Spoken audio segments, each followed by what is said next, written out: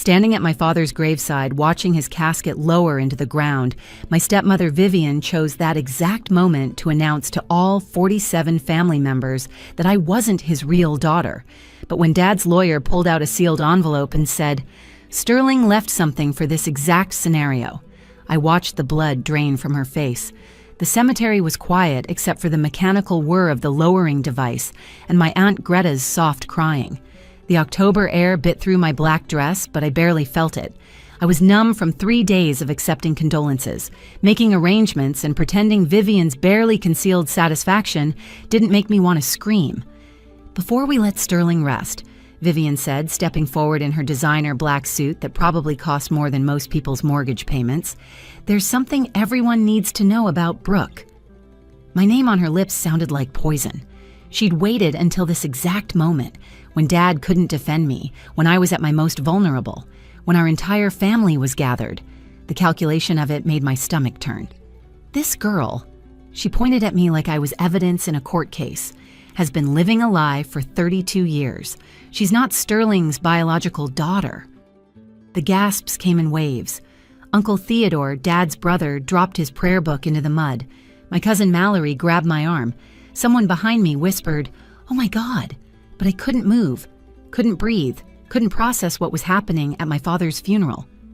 "You're lying," I managed to say, but my voice sounded strange and distant, like it belonged to someone else. "Am I?" Vivian pulled out a folder she'd been hiding under her coat. "Sterling's blood type was O negative. Brooke here is AB positive. It's genetically impossible for him to be her father. I have the medical records right here." My stepbrother Dexter, all 6 feet of him in his $1,000 suit, stood beside his mother with a smirk that made me want to throw mud on his polished shoes. "Sorry, sis," he said, dragging out the word like it was a joke. "Guess you're not really family after all. Mom's already talked to lawyers about the will." The ground felt like it was tilting. My father had been dead for exactly 3 days, and they were already trying to erase me from his life.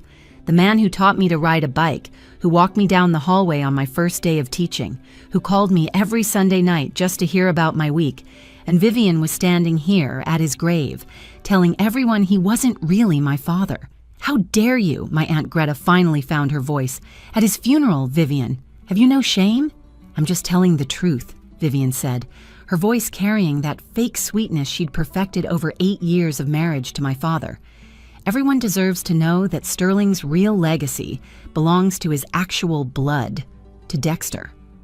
That's when Mr. Holbrook cleared his throat. He'd been standing quietly by the large oak tree, holding his briefcase like it contained nuclear codes. Eugene Holbrook had been Dad's lawyer and friend for 20 years.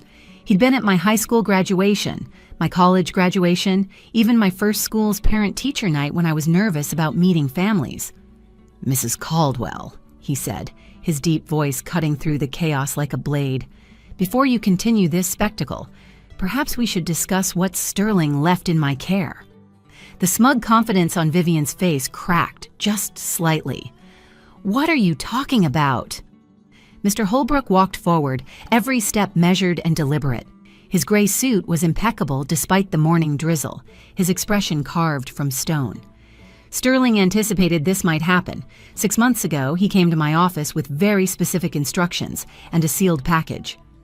"This is ridiculous," Vivian sputtered, but I noticed her fingers tightening on the folder.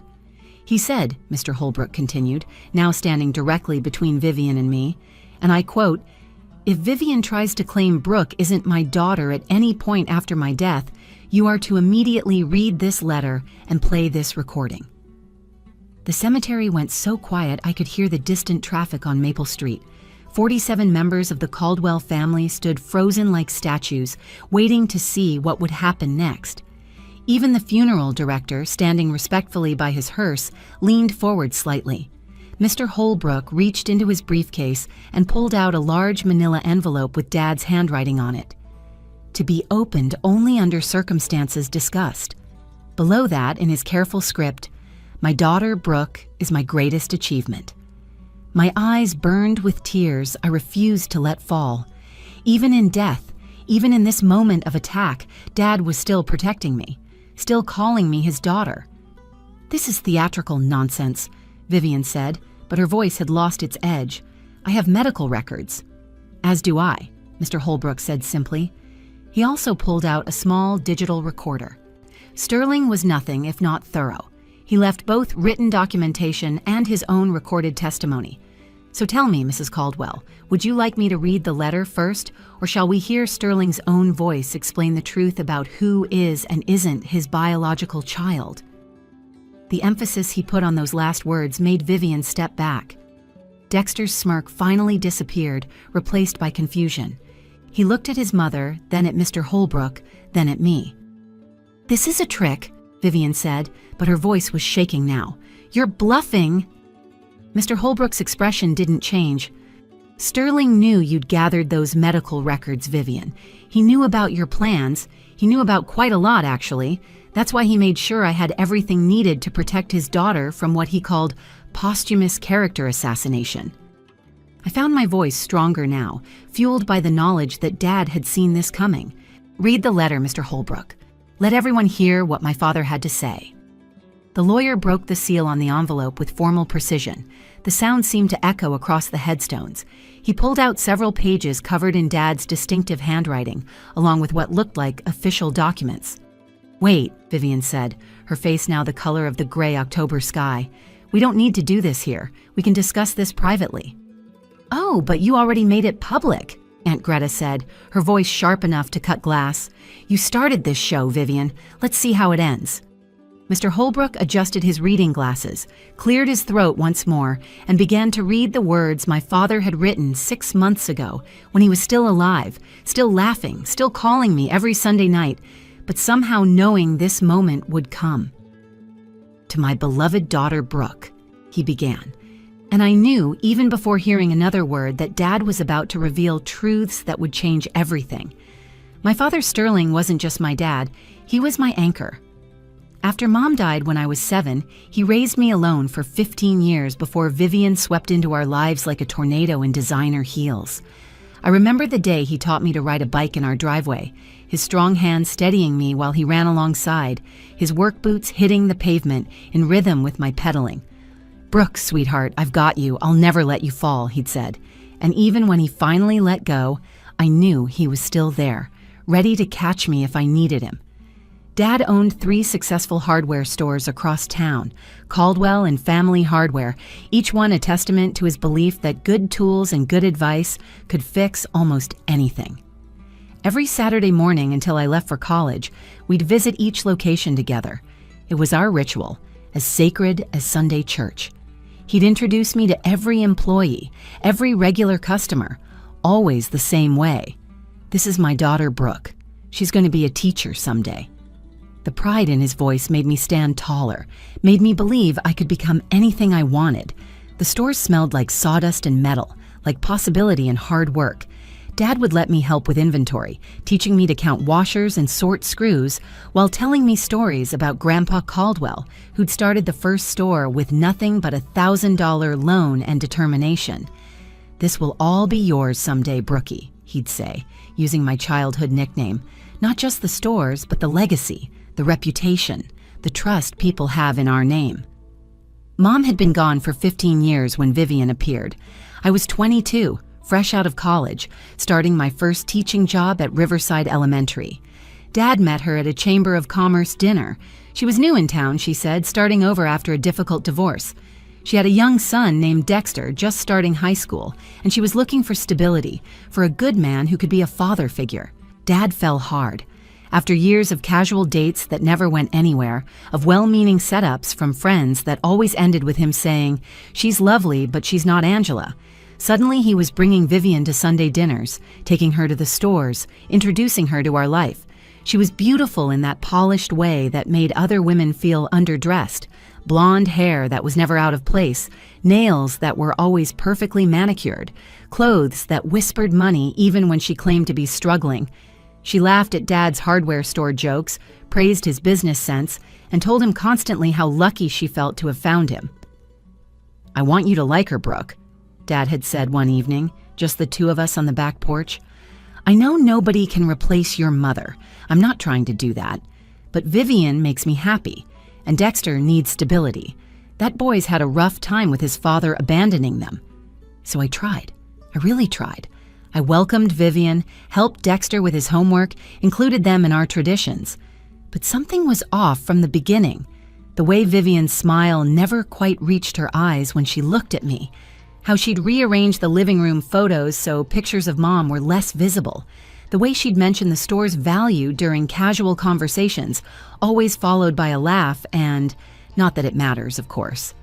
After they married, the changes came slowly at first. "Brooke, honey," she'd say with her saccharine smile, "wouldn't you be more comfortable eating in your room while Dexter and I help Sterling with the business plans?"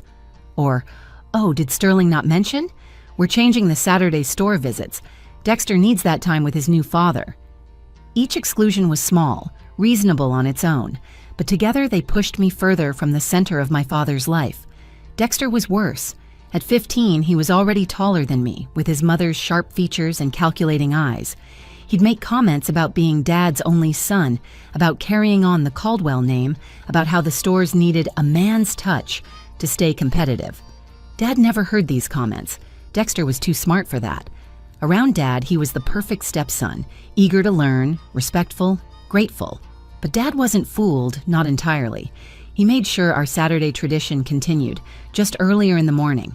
"Nobody replaces my Brookie," he'd said firmly when Vivian suggested I was too old for such things.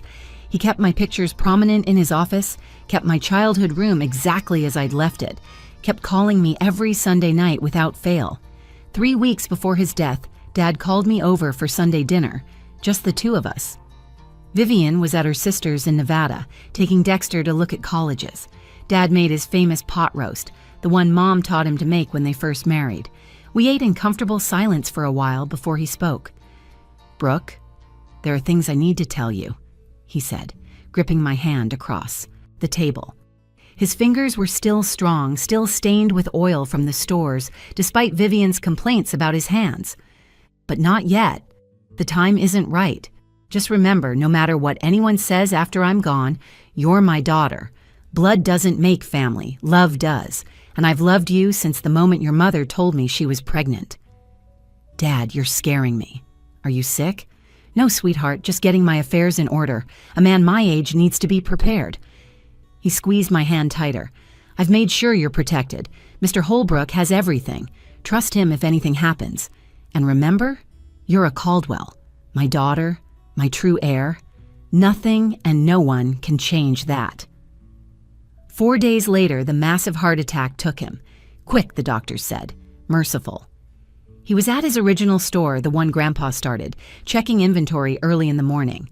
They found him sitting at his desk, a photo of Mom and me from my college graduation in his hand. The funeral was beautiful, exactly what Dad would have wanted. His employees formed an honor guard, 6 men from each store, their work shirts pressed and clean under dark jackets. The church overflowed with people whose lives he'd touched, customers he'd helped for decades, little league teams he'd sponsored, families who'd never forgotten his kindness when they couldn't afford repairs.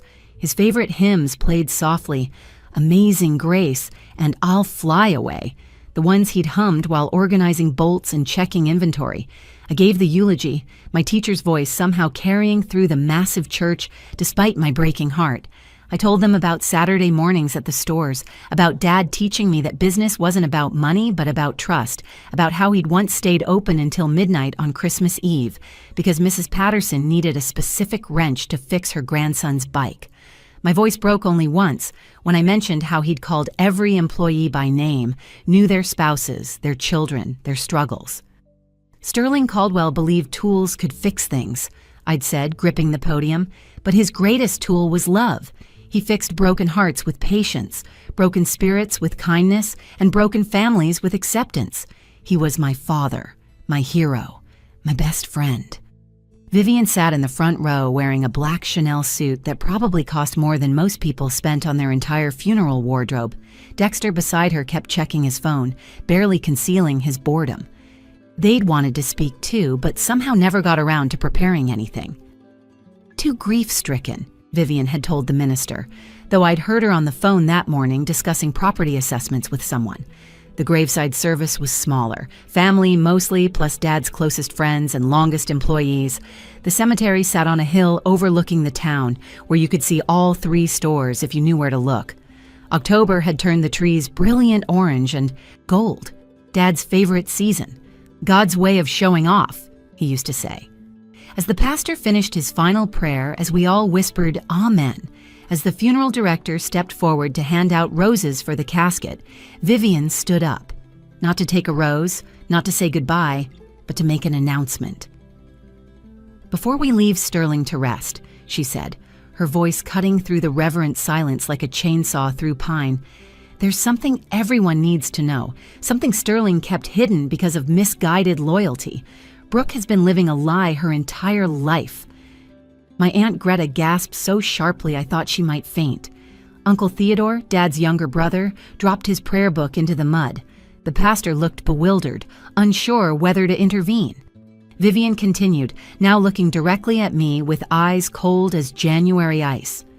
"I found documents while going through Sterling's papers, medical records he'd hidden in his desk. Brooke isn't his biological daughter. Her mother had an affair. Sterling knew all along but kept this secret, letting this girl inherit what should belong to his real family, to Dexter, his actual blood." "That's not true," I shouted, my legs trembling so hard my cousin Mallory had to grab my arm to keep me upright. "Dad would have told me if that were true. We didn't have secrets." "Would he?" Vivian pulled out a folder she'd been hiding under her coat. "Your blood types don't even match, dear. Sterling was O negative. It's right here on his medical alert bracelet, the one he wore every day." She held up Dad's bracelet, the one they'd removed at the hospital, the one I'd bought him for Father's Day 10 years ago. "You're AB positive. I have your blood donation record from that teacher's blood drive you did last spring. It's genetically impossible for Sterling to be your father." The crowd erupted.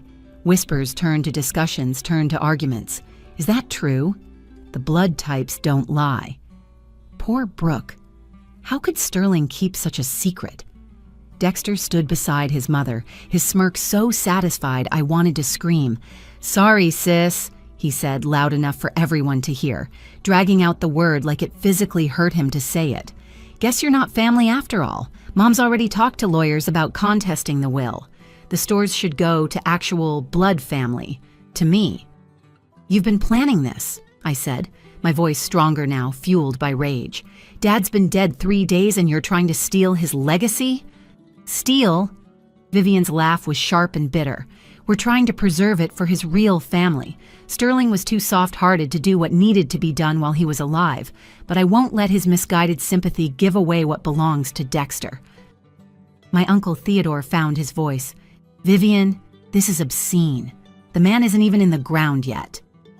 "The truth doesn't care about timing," she replied. "I have documentation, medical records, blood type charts, even found a letter in Angela's things that Sterling had kept, talking about a coworker named Patrick she'd grown close to before Brooke was born. Each word was a calculated strike, designed to destroy not just my inheritance, but my entire identity. The mourners were dividing now, some moving closer to me in support, others stepping back as if I'd become contaminated by this revelation. "Sterling raised her," Aunt Greta said firmly. "That makes her his daughter." "Legally, perhaps," Vivian said, "but morally? Ethically? Should the Caldwell family legacy go to someone who doesn't carry Caldwell blood? When there's Dexter, who Sterling chose to raise these last 8 years, who actually learned the business, who carries the chromosome to pass on the family name." That's when Mr. Holbrook cleared his throat. "Mrs. Caldwell," Mr. Holbrook said, his voice cutting through the chaos with the authority of someone who'd spent 40 years in courtrooms. "Before you continue this display, perhaps we should discuss the letter Sterling left with me." Vivian's confidence wavered like a candle flame in wind. "What letter?" Mr. Holbrook approached the grave with measured steps, his polished shoes somehow avoiding the mud that had caught everyone else. He carried his briefcase like it contained state secrets, his face revealing nothing. Eugene Holbrook had been more than Dad's lawyer. He'd been his friend since before I was born, the best man at my parents' wedding, the one who'd helped Dad navigate Mom's estate after cancer took her. Sterling anticipated this might happen, Mr. Holbrook said, now standing where the pastor had been, commanding the same reverence. He came to me 6 months ago with specific instructions and a sealed package. He was quite thorough in his preparations. "This is ridiculous," Vivian sputtered, her knuckles white as she clutched her folder of evidence. "I have proof right here. Medical records don't lie." "Indeed they don't," Mr. Holbrook agreed calmly. He pulled out a large manila envelope and a small digital recorder from his briefcase. Sterling said, and I quote, "If Vivian tries to claim Brooke isn't my daughter at any point after my death, you are to immediately read this letter and play this recording. Do it publicly, Eugene. Don't let her poison people's minds in private." The mourners pressed closer, forming a tight circle around us. Even the funeral director abandoned professional distance to lean in. Dexter's smirk had disappeared completely, replaced by confusion as he looked between his mother and the lawyer. "This is some kind of trick," Vivian said, but her voice had lost its commanding tone. "You're bluffing." "Sterling knew about your research, Vivian," Mr. Holbrook continued. "He knew you'd been to the hospital requesting his medical records. He knew you'd accessed Brooke's blood donation information through your friend who works at the Red Cross. Yes, he knew about Patricia helping you. He knew about your meetings with estate lawyers 3 months before his death." My mind was racing. Dad had known? He'd known what Vivian was planning and hadn't told me? But then I remembered that dinner 3 weeks ago, his grip on my hand, his words about being prepared, about trusting Mr. Holbrook. If Sterling knew I had concerns about Brooke's parentage, then he should have addressed them while alive, Vivian said, trying to regain control, not through some theatrical reading after his death. "Oh, but he did address them," Mr. Holbrook said.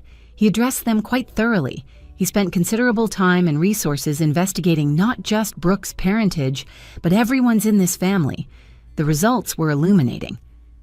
The way he said everyone's made Vivian step backward, her heel sinking into the soft ground.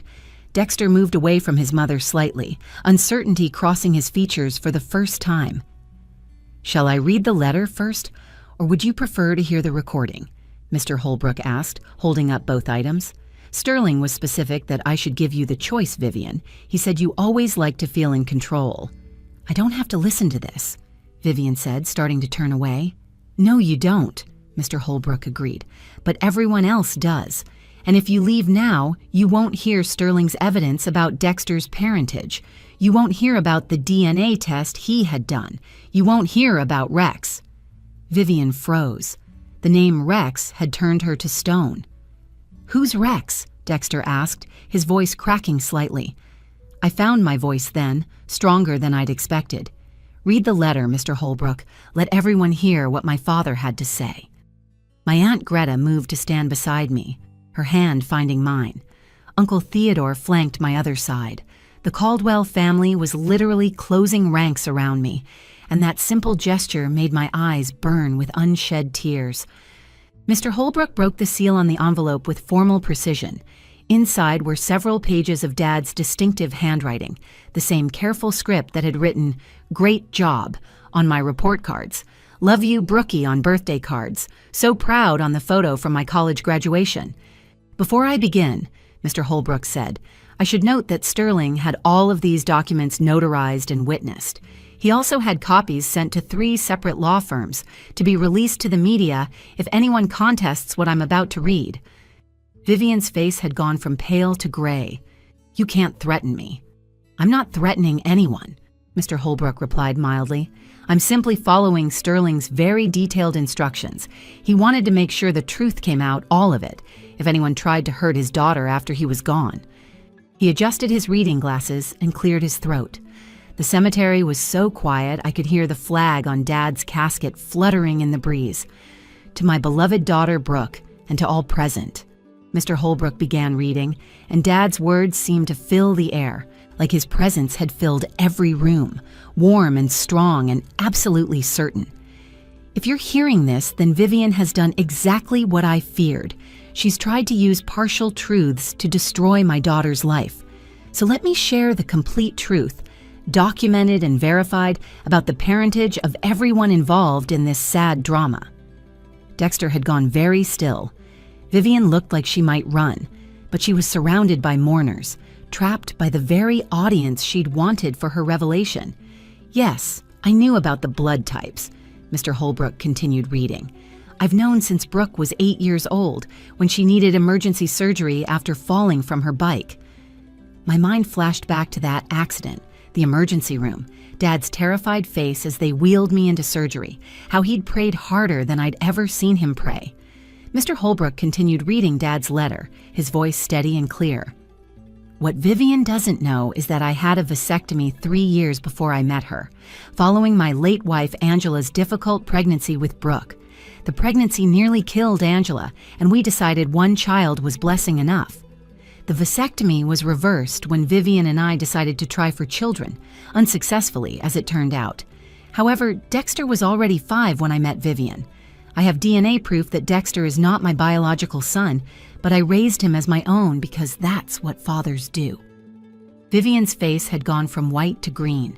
That's impossible. You're making this up. Sterling never said anything about a vasectomy. There's more, Mr. Holbrook said, continuing to read. I knew from the day I married Vivian that Dexter wasn't mine. It was mathematically impossible. But I loved that boy anyway. Tried to raise him right. Tried to teach him the value of hard work and honesty, though I'm not sure those lessons took hold. Dexter stumbled backward, his confident facade crumbling. Mom, what is he talking about? Vivian couldn't even look at her son. Her carefully constructed plan was collapsing around her like a house of cards in a hurricane. Mr. Holbrook held up the digital recorder. Shall we hear Sterling's own words now? Without waiting for an answer, he pressed play. Dad's voice filled the cemetery, strong and clear despite coming from a small device. It was like he was standing right there with us, protecting me one last time. Hello, everyone. If you're hearing this, then Vivian has tried to hurt my daughter after I'm gone, so let me set the record straight. The recording had that slight echo of his office at the main store, and I could picture him sitting at his desk, surrounded by invoices and family photos, carefully speaking these words. Vivian, I know Dexter isn't mine.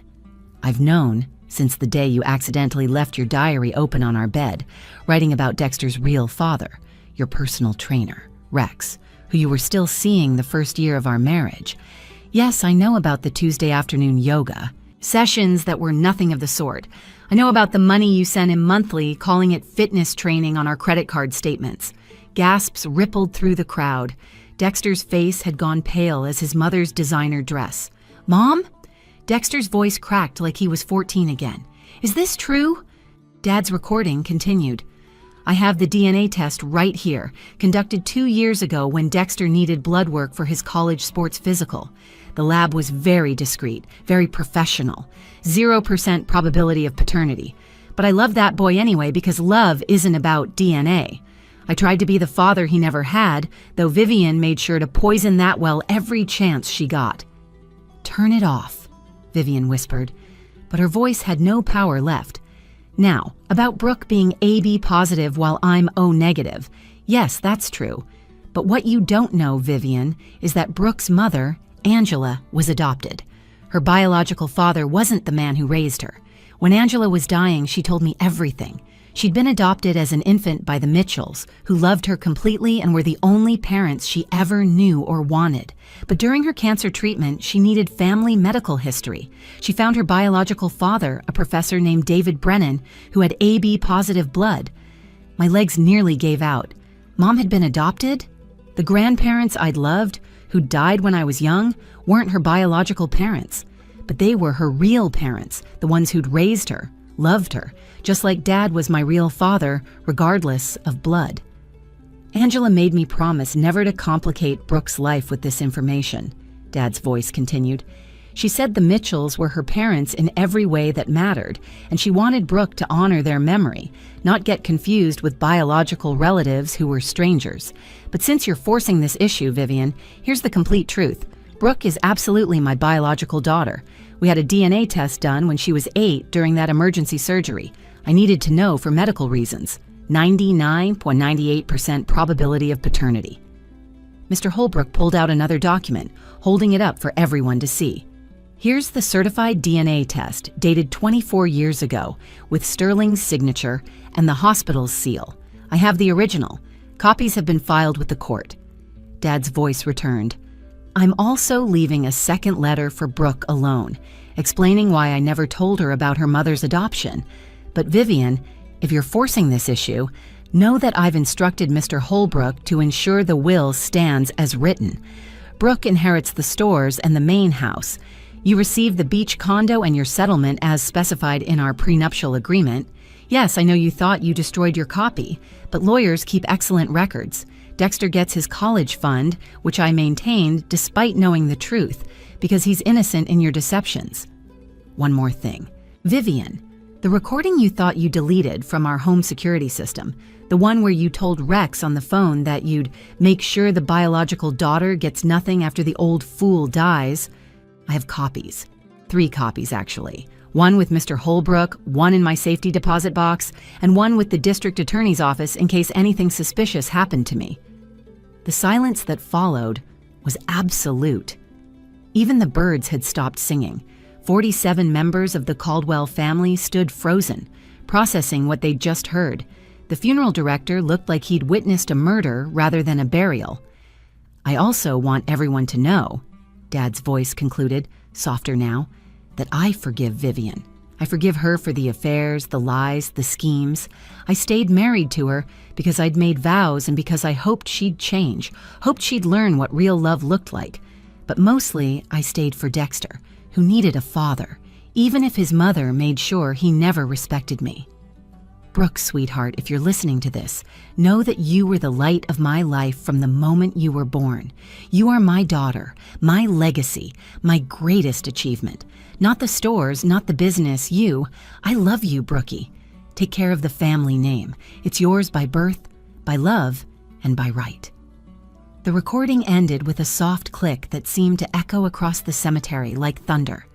Vivian left before the casket was fully lowered, her designer heels sinking into the grass as she stumbled toward her Mercedes. Dexter stood frozen for a moment, looking lost and younger than his 21 years, before running after his mother. The rest of us watched them go in stunned silence, then turned back to finish saying goodbye to Dad properly, the way he deserved. Within a week, Vivian had moved to her sister's house in Nevada. She didn't even pack properly, just grabbed essentials and fled town like it was burning.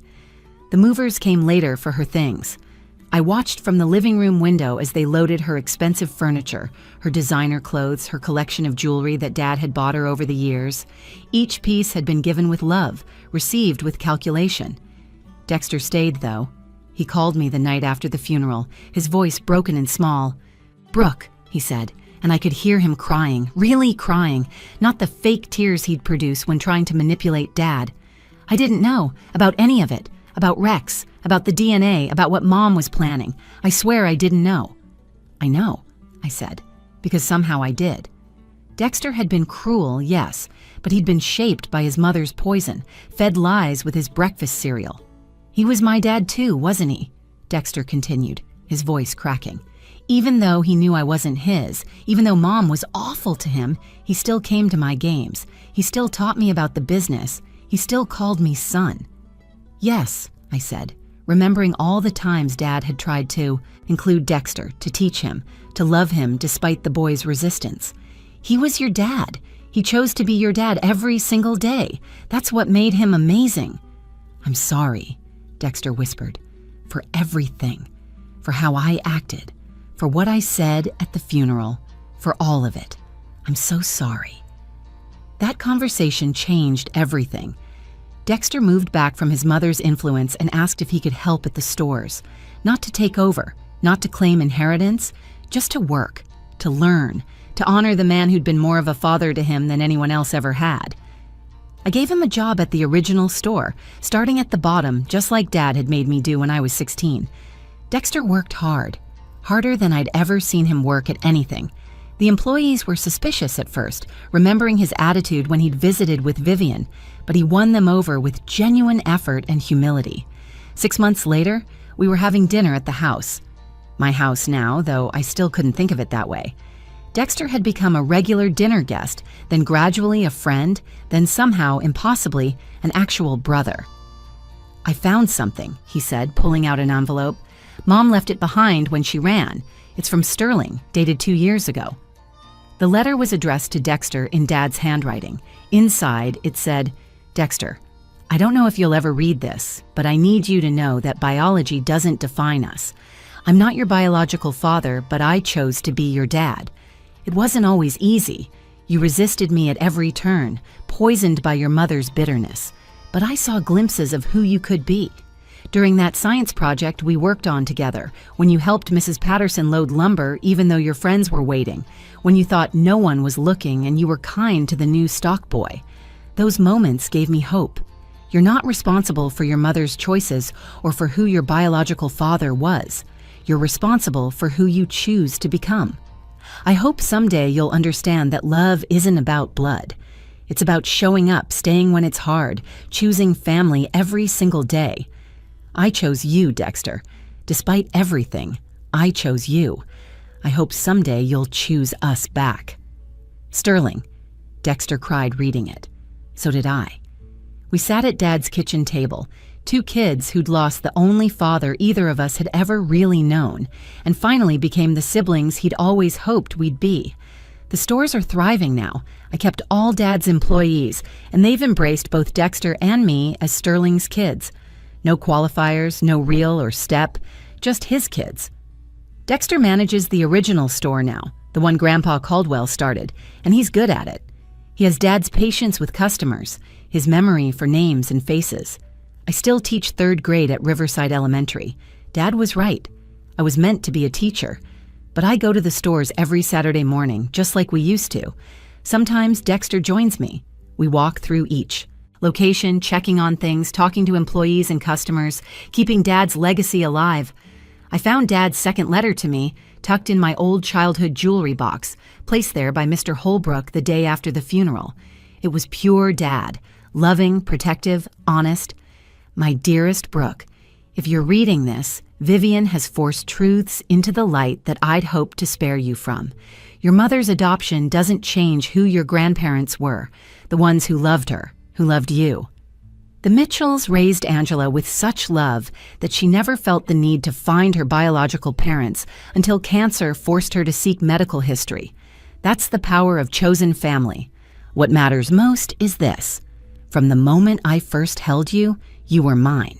Not because of DNA, but because I chose you, fought for you, loved you. Every Saturday at the stores, every homework session, every proud moment at your teaching graduation. That was real. That was us. I kept Vivian's secrets about Dexter because I hoped she'd find her way to being the mother he deserved. I kept your mother's story because she asked me to, but I never kept secrets about my love for you. That was always true, always real, always infinite. Vivian saw dollar signs when she looked at our family. Dexter saw competition. But you, Brookie, you saw what I saw. A legacy of hard work, honesty, and helping neighbors. That's why the stores are yours. Not because of blood, but because you understand what Caldwell really means. Love that boy if you can. He's lost and angry and confused, but there's good in him. I've seen it. Maybe without his mother's poison, he can find it too. Your Dad. Last week marked the first anniversary of Dad's death. Dexter and I visited his grave together. The headstone reads, "Sterling Caldwell, beloved father, love makes family." We placed fresh flowers, yellow roses, his favorite, and stood there in comfortable silence. "He would have loved this," Dexter said quietly. "Us together, no drama." "Yeah," I agreed, "he would have." As we walked back to our cars, Dexter mentioned he'd been seeing a therapist to work through everything. "She says I was emotionally abused," he said, "that Mom used me as a weapon against Sterling. I'm starting to see it now." "Dad saw it then," I replied. "That's why he never gave up on you." "He never gave up on either of us," Dexter corrected. And he was right. Vivian never contested the will. That security recording Dad mentioned must have been particularly damning. We haven't heard from her since she left, though Dexter got a birthday card with no return address and a check he never cashed. Mr. Holbrook still manages the legal affairs for the stores. Last month, he told me Dad had left one more letter to be opened on the 5th anniversary of his death. He said you'd be ready then, Mr. Holbrook explained. Both of you. Because Dad thought of everything. Even in death, he's still protecting us, still teaching us, still showing us that love makes family. Sometimes the most profound love stories aren't romantic. They're between a father and the children he chose to love, regardless of what any DNA test might say. Dad proved that every single day of my life, and even death, couldn't stop him from protecting me one last time. The hardware stores still smell like sawdust and metal, like possibility and hard work. But now they also smell like hope, like second chances, like family that's chosen rather than just born. Dexter and I are building something new from the foundation Dad left us. Not just a business, but a real relationship, the kind Dad always hoped we'd have. That's Dad's true legacy. Not the stores or the money or the property. It's the lesson that family isn't about blood. It's about choosing to love, choosing to stay, choosing to protect each other even when it's hard, especially when it's hard. And somewhere, somehow, I know Dad is watching us, proud that his kids, both of them, finally figured it out. If you enjoyed this story, please like the video and share it with someone who needs to hear that family is about love, not just DNA. Comment below if you've ever experienced a moment when someone chose to be your family, even without blood ties. And don't forget to subscribe to our channel for more powerful stories about love, redemption, and the families we choose. Thank you for listening to my story about my dad, Sterling Caldwell, who proved that the strongest bonds aren't always written in our genes, they're written in our hearts.